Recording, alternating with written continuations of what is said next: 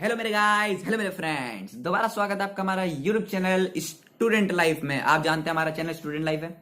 नहीं जानते? कोई बात नहीं, नहीं जानते तो देखो, आज हम पढ़ने वाले हैं chapter number 4 business services BST का थर्ड टॉपिक। मैंने आपको कहा था कि मैं 3 वीडियो में कंप्लीट करवा दूंगा, लेकिन अभी मेरे को लगता है कि थोड़ी ज्यादा वीडियो लगेंगी। लेकिन मैं आपको बता दूं, दिसंबर तक आपका सिलेबस पूरा कंप्लीट हो जाएगा, क्योंकि ये 3 की 3 वीडियो एक दिन में अपलोड होने वाली है।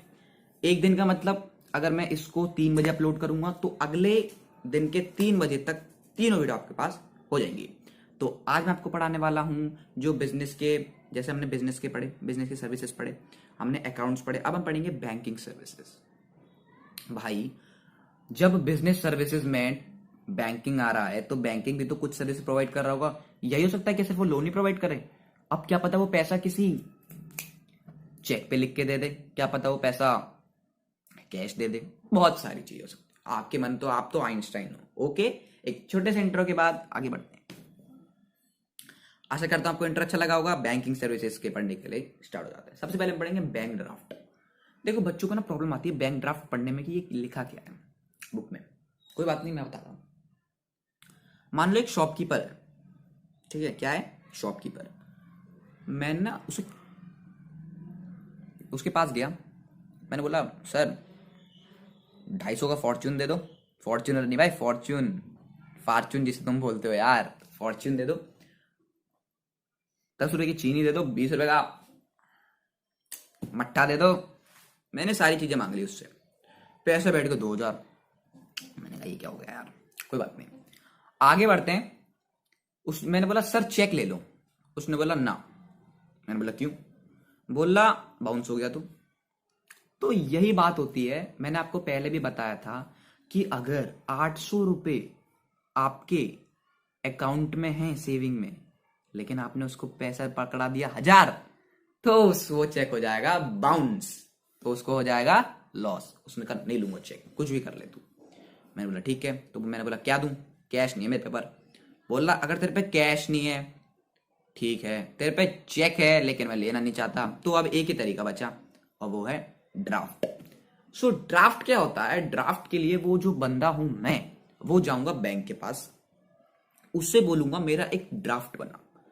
ड्राफ्ट एक ऐसा स्टेटमेंट पेज होता है जिसमें ये लिखा होता है कि ये पैसा किस के बैंक पे जाना है।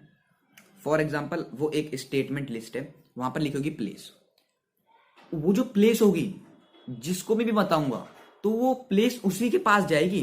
फॉर एग्जाम्पल, मैंने शॉपकीपर का बैंक दे दिया तो उसी बैंक पर जाएगी, लेकिन उसकी एक मेन थिंग है, उतना पैसा आपके बैंक में होना चाहिए। फॉर एग्जाम्पल 1000 रुपए है ना, तो तुम्हारे बैंक में 1000 रुपए से 100 ज्यादा होने चाहिए, यानी 1100 होने चाहिए। पता है क्यों? क्योंकि उनका कमीशन कहां जाएगा? कमीशन भी तो लेंगे। इसलिए बंदा ड्राफ्ट बनवाता है, क्योंकि इसमें कोई भी बाउंस होने का चांस नहीं, क्योंकि उतने पैसे आपके बैंक में डिपॉजिट होंगे। और जरूरी है कि कमीशन 100 रुपए भी हो, आजकल बढ़ भी सकता है, मैं अपने टाइम की बात बता रहा हूं। तो एक 1100 की भी बढ़ सकता है, कोई दिक्कत नहीं है। आगे बढ़ते हैं। तो इसलिए वो ड्राफ्ट बनवाते हैं। बैंक ड्राफ्ट की वजह से हर एक शॉपकीपर इसलिए खुश होता है क्योंकि वो एकदम सूटेबल, एकदम परफेक्ट मनी उसको प्रोवाइड करता है। और बैंक ड्राफ्ट का एक एडवांटेज होता है कि जब तक वो उसके पास नहीं जाएगा, वो किसी के पास भी नहीं जाएगा। फॉर एग्जाम्पल, मैं एक ट्रेन में बैठा हूं, मैं अपने गांव जाना है 1 लाख रुपए लेकर, तो 1 लाख रुपए ऐसे ले जाऊंगा तो मेरे को नींद भी नहीं आएगी, मतलब ऐसे ऐसे करने लग जाऊंगा। तो ऐसा ड्राफ्ट में नहीं होगा कि ड्राफ्ट एक पेज होगा। अब आप बोले यार ड्राफ्ट गिर भी तो सकता है, ड्राफ्ट भी तो चोरी हो सकता है। ड्राफ्ट भले ही चोरी हो जाए, लेकिन जो ड्राफ्ट है वो किसी के बैंक में नहीं जा सकता, सिर्फ उसके बैंक में जाएगा जिसका प्लेस होगा, जिसका नाम उसमें लिखा होगा, उसी के अकाउंट में जाएगा। ठीक है? तो इसलिए ड्राफ्ट बहुत सूटेबल होता है, इसलिए लोग ज्यादा ड्राफ्ट मांगते हैं। लेकिन अब तो यूपीआई पेटीएम होने लगा है, तो ऑनलाइन हो रहा, कोई बात नहीं। अब पढ़ते हैं bank overdraft. Draft overdraft match हो रहा, कोई बात नहीं, सच अच्छे समझाते हैं। सो गाइस, मैं आपको बताता हूँ बैंक ओवरड्राफ्ट क्या होता है। मान लो एक बैंक ओवरड्राफ्ट है, हाँ समझो, आपके ना अकाउंट में एक भी पैसा नहीं है, मैं गरीब हो गया, कोई बात नहीं, बहुत पैसा बनाऊंगा। तो जो बैंक होगा वो आपके क्या अकाउंट को ज्यादा देर तक रखेगा? क्यों नहीं रखेगा? 2 साल तक आपके अकाउंट पे अपने पैसे डाले, क्या रखेगा? नहीं रखेगा, वो बैन कर देगा, आपके अकाउंट को ही निकाल देगा। क्यों? उसमें पैसे नहीं आ रहे। तो बैंक इसके लिए एक, फॉर एग्जाम्पल अगर आप एक बैंक अकाउंट खोलते हो तो 100 से 1000 रुपए तक, मेरे को पता नहीं है इतना लगता है, अब तो थोड़ा ज्यादा भी हो गया होगा खोलने में, तो इतना पैसा तो लगता है, और डिपॉजिट भी उतने होने चाहिए। तो अगर आपके पैसे जीरो हो जाते हैं तो बैंक आपको लोन प्रोवाइड कर देता है एक लिमिट तक आने कर। फॉर एग्जाम्पल अगर मेरे पैसे जीरो हैं तो 100 रुपये लिमिट है, तो 100 रुपये तक वो मेरे को लोन दे देगा। लेकिन यहाँ 100 रुपये की बात नहीं हो रही, यहाँ एक फर्म की बात हो रही है।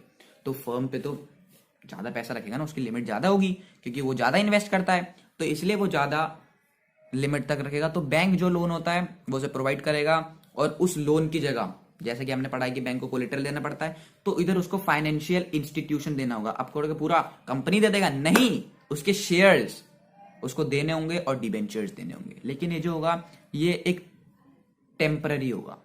टेम्पररी मतलब उसको देना, इसका मतलब ये नहीं कि उसके हो गए, साइन नहीं होंगे उसके। इन केस अगर वो लोन नहीं प्रोवाइड कर पाया तो उसके शेयर्स हो सकते हैं, बट ऐसा कुछ नहीं है। ये लोन बहुत छोटे होते हैं और इसका रिस्क भी बहुत छोटा होता है, इसलिए वो बस एक टेम्पररी फैकल्टी है, एक टेम्पररी फैसिलिटी है। फैकल्टी फैसिलिटी में एक तरह बोलता हूं, तो वो डिबेंचर्स और शेयर्स हो सकते हैं। अब आप शेयर्स और डिबेंचर जाना चाहते हो तो वो मैं आपको दूसरे चैनल प्रोवाइड करूंगा, अभी नहीं प्रोवाइड करूंगा, ठीक है?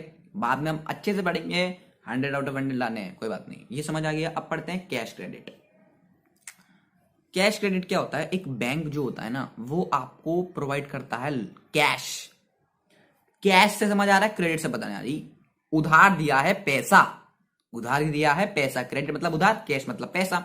तो आपको कैश उसने क्या दिया है? क्रेडिट पर, यानी उधार पर। लेकिन ना बैंक इसे सेटिस्फाई नहीं होता, क्योंकि ये एक फर्म का है। फर्म कम से कम आपको बताऊं तो 2 लाख मिनिमम लेता है, तो 2 लाख रुपए वो ऐसे ही दे देगा बैंक। उसके अलावा उसको क्या चाहिए होगा? अब बोलोगे कोलेट्रल, तो collateral as a security use होता है, तो इसलिए कोई भी सिक्योरिटी उसको अपनी प्रोवाइड करनी होगी। फॉर एग्जांपल अगर वो लोन प्रोवाइड नहीं कर पाया तो उसको एसेट्स अपने देने पड़ सकते हैं, अपने एसेट्स दाव पे लगाने पड़ सकते हैं, या फिर उसकी कोई भी फाइनेंशियल पर्सनल एसेट्स हो सकती हैं, जैसे कार, मोटरसाइकिल, बिल्डिंग, कुछ भी, मशीनरी एक्सेट्रा, ठीक है?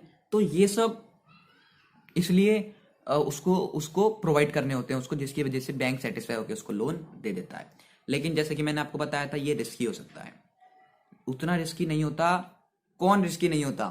जी हाँ, बैंक ओवरड्राफ्ट रिस्की नहीं होता, लेकिन कैश क्रेडिट थोड़ा रिस्की हो सकता है, ठीक है? तो इसके लिए जब तक सिक्योरिटी, अगर सिक्योरिटी उनको जो प्रोवाइड करी गई है बैंक को फर्म के द्वारा, तो वो उनको प्रोवाइड कर दी गई है, तो फिर अगर वो सेटिस्फाइड है तो वो उसको पैसा दे देंगे, और जब तक वो पैसा निकालना चाहते हैं निकाल सकते हैं। कौन निकाल सकते हैं? फर्म वाले।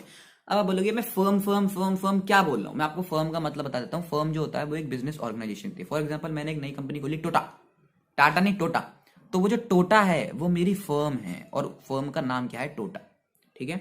आशा करता हूँ आपको वीडियो अच्छी लगी हो। बहुत हो गया, एक दिन में मैंने 3 वीडियो बनाई हैं, मुझे लगता है आपको वीडियो अच्छी लगी हो। आगे मैं आपको ई बैंकिंग भी पढ़ाऊंगा, ई बैंकिंग के साथ साथ type of digital payments, postal telecom services, और भी बहुत सारी पढ़ाऊंगा। और मैं